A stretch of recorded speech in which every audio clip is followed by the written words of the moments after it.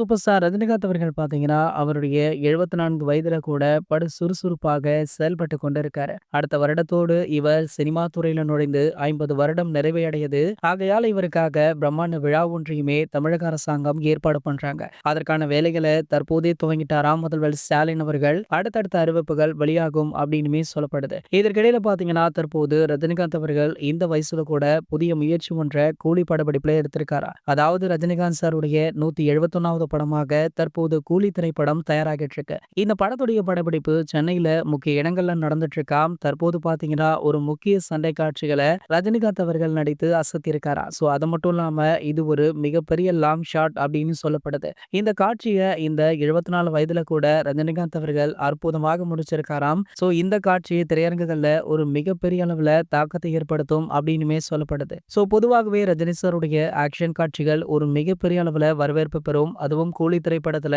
ஒரு long ஷாட்டுக்கு action காட்சி பண்ணியிருக்கார் அப்படின்னும் பொழுது படம் எப்போதுடா வெளியாகும் அப்படின்னு தலைவர் ரசிகர்களுமே தொடர்ந்து கேட்டுட்டும் இருக்காங்க. சரி, ஓகே, இந்த படத்தை பத்தி நீங்க என்ன நினைக்கிறீங்க அப்படின்றத கீழே உள்ள கமெண்ட் செக்ஷன்ல கமெண்ட் பண்ணிட்டு நம்மளுடைய சேனலை மறக்காம சப்ஸ்கிரைப் பண்ணிக்கோங்க.